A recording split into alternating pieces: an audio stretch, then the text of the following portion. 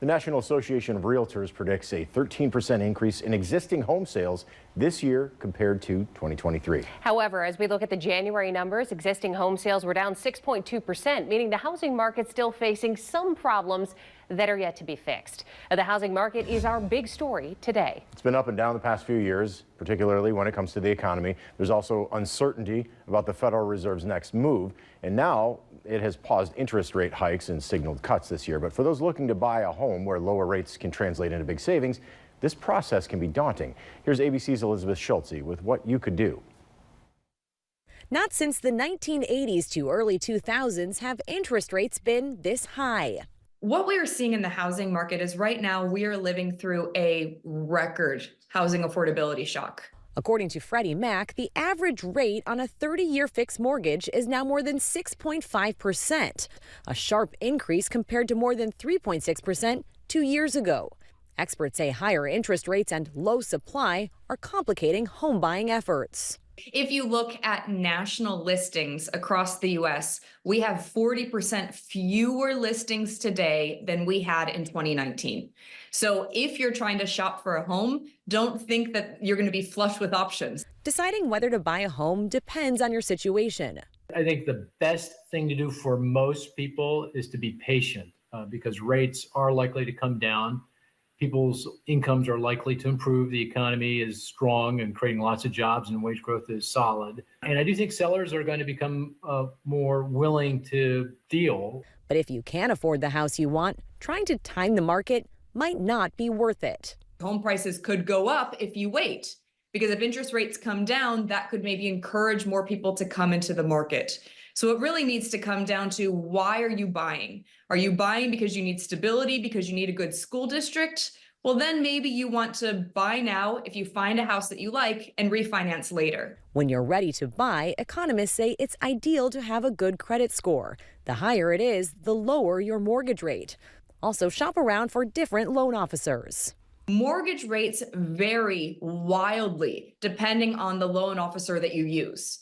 So just because you've talked to one loan officer and they've given you a certain quote, make sure you do your research. Consider adjustable rate mortgages and think about buying a new home as opposed to an existing one. New homes are more available. Builders are building, and they are effectively cutting price through, interest rate buy downs and other forms of incentive.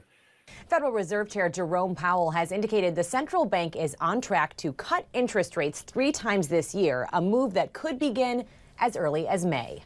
Elizabeth Schulze, ABC News, Washington. Focusing here on Ohio now, the demand for homes here remains strong. That's according to Ohio Realtors, despite sales activity slowing down last year. And the average price for a home in Ohio last year reached $272,000. It's a 5% increase from 2022. Ohio Realtors say the reason for the slowdown was due to high interest rates and low inventory during a time when the home prices continued to increase. This year, we're seeing that flip slightly, with Ohio's housing market being favorable for potential buyers and sellers alike as interest rates start to drop and home prices remain consistent. Around Northwest Ohio, across this area, the housing market's remaining strong. That's despite some dips this year. Local new listings decreased by 2.5% for single-family homes and by 32.6% for condo villa homes in January. That's all according to the Northwest Ohio Realtors. Pending home sales also decreased by 1.3% from single-family homes and 21.4% for those condos. Despite the decreases, a house's days on the market remains unchanged and even went down by 15% for condos, meaning buyers are feeling good about the housing market. So what can we expect this spring? We have Realtor Eddie Campos with us. Now, typically we see a boom in the spring, more people listing and buying.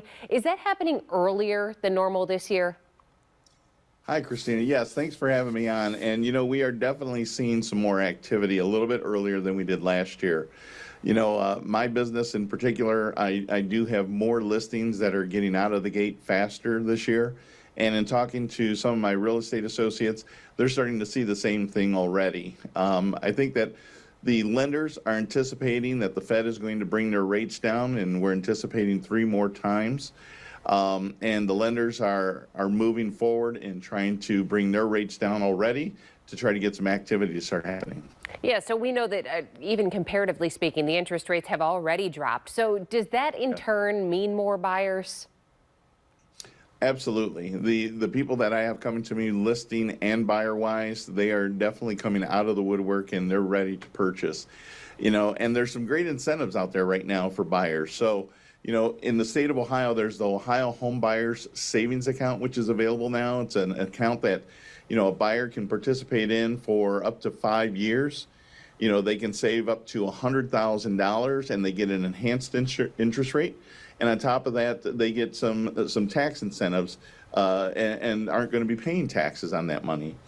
On top of that, there's a Welcome Home program that's also available from some lenders that enables them to get up to a $20,000 grant for their down payment and closing costs. So there's a lot of great opportunities, I think, out there for buyers to take advantage of and to be able to help them with the investment of a home. Sure. So let's talk about inventory here. We know that for quite a while there was really not much of it out there. So does this mean that sellers can expect to pay more money? Do you think that we're really starting to see that jump in prices again like we did in 2021 and 2022? Unless interest rates drop down to the 3% range again, I don't think we're going to see that kind of level of activity. But we are definitely going to see more activity. I think that everybody is anticipating that, this is going to be a good year. The National Association of Realtors have indicated that they feel things are going to be up. But I don't think we're going to get quite to the levels that we saw a couple of years ago. If you are out there and you're looking to sell, any advice? Yeah, there's some basic things that are essential to be able to help sell a home. First of all, it's always price it accurately for the market.